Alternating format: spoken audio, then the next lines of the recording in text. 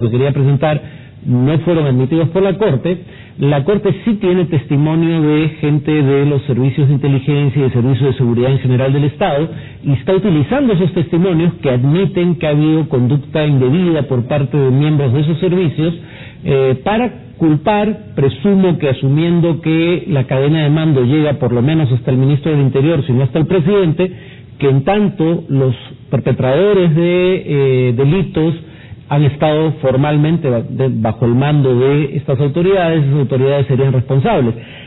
Probar eso, digamos, la autoridad inmediata es difícil en el mejor de los casos, y en un contexto en donde el Poder Judicial obedece a consignas del Ejecutivo, es virtualmente imposible. Y además, por ejemplo, no sé si se puede hacer sanciones o castigos a miembros de la oposición. Por ejemplo, hoy a María Corina Machado no le han permitido viajar a los Estados Unidos, donde iba a recibir un premio por su defensa de la democracia. Ella está impedida de viajar al extranjero. También está, y eso ha hecho que ella baje un poco el tono de sus declaraciones y de sus participaciones incluso en los medios, ¿no? Sí. Ha podido controlarla. Sí. Acá lo que hay que tener en cuenta es que uno no tiene por qué asumir la visión polar de la política venezolana que tienen tanto sectores de la oposición como sectores del oficialismo, en donde lo único que varía es quién es el bueno y quién es el malo. Claro. O sea, yo mencioné en este programa que en mi opinión la estrategia que propiciaron de buscar el derrocamiento, porque eso era finalmente de Maduro, que propiciaron López y Machado, era equivocada, que podía ser considerada una salida inconstitucional. Dicho lo cual, sin embargo, también afirmo que hasta donde yo puedo ver las cosas, él no está teniendo un juicio justo, y el Poder Judicial en Venezuela no es independiente. Eso es algo que reafirman virtualmente todos los estudios de investigaciones de grupos de defensa de los derechos humanos que no tienen posición política adoptada sobre lo que pasa en Venezuela. Y bien, eso es Venezuela, y nos vamos ahora al Ecuador. Bajo la consigna de Nunca Más, miles de simpatizantes del presidente Rafael Correa conmemoraron el 4º aniversario de la sublevación policial que sumió en caos a varias ciudades y dejó 10 muertos. Bajo la consigna Nunca Más, miles de simpatizantes de Correa conmemoraron el 4º aniversario de la sublevación policial que hace 4 años sumió en caos al país. Este intento de golpe de Estado dejó decenas de muertos y cerca de 300 heridos entre civiles, policías y militares. Los partidarios del gobernante partido Alianza País de Ecuador se reunieron en la Plaza de San Francisco en el centro de la ciudad. A este evento también asistieron movimientos progresistas de Latinoamérica y de Europa. Durante este acto conmemorativo, Correa aseguró que las posibilidades de que ocurra un movimiento similar en su gobierno son poco probables.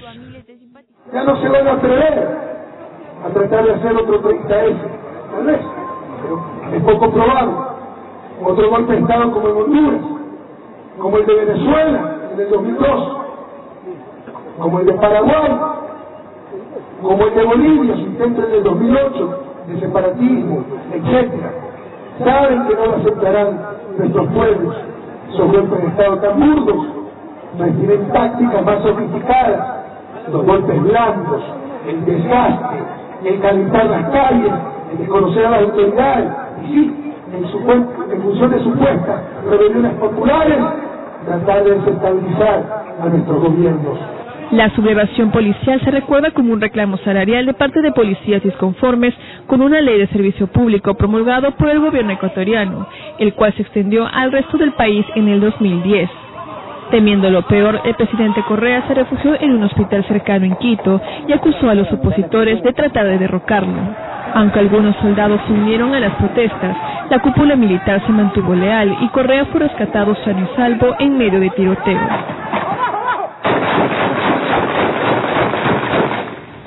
Sí, estábamos conversando con Farid, pues que no había quedado muy claro ese tema, ¿no? Solamente fue un intento de sacar al presidente Correa del poder, o simplemente fue producto de la confusión del momento, ¿no? El caos que provocó esta represión en el cual tuvieron detenidos muchos policías. Claro, no queda claro que esto haya empezado como un intento de golpe. De hecho, yo tiendo a pensar que no era ese el propósito inicial. Lo que sí es evidente es que habiendo hecho algo temerario, en mi opinión, como era ir a decirle a policías armados y enardecidos que estaban en plena huelga, no les vamos a conceder sus demandas. Digamos, creo que fue imprudente una hacer reacción, eso no puede justificar que le lancen con la intención de que impacte en la cabeza una bomba lacrimógena al presidente de la República, y todo parece indicar que luego, si bien no es claro que lo hayan intentado atrapar, era obvio que había una atmósfera de linchamiento y él se refugia en un hospital. Y es tan obvio que no podía salir por sus propios medios que cuando las Fuerzas Armadas intentan liberarlo hay un tiroteo y mueren unas 10 personas. Entonces digamos que lo que se hizo ahí fue un crimen y obviamente también un crimen que perturbó el orden constitucional. No hay ninguna duda que el propósito haya sido un golpe de Estado, es lo discutible. ¿Cuál es la relación que ahora tiene Rafael Correa 4 años después con por ejemplo, la policía? Bueno, finalmente logró controlar la huelga, imponer la ley que era la que estaba en discusión eran dos temas en cuestión, ¿no? Hasta donde yo entiendo la ley tenía sentido, porque la policía tenía un trato especial y lo que quería, digamos, Correa era ponerla en un mismo tipo de legislación que el que tienen otros servidores públicos, en cuanto a paga, pero también en cuanto a centros de estudios institucionales, ¿no? Poner un centro de estudios policiales, por ejemplo, dentro de la jurisdicción del Ministerio de Educación.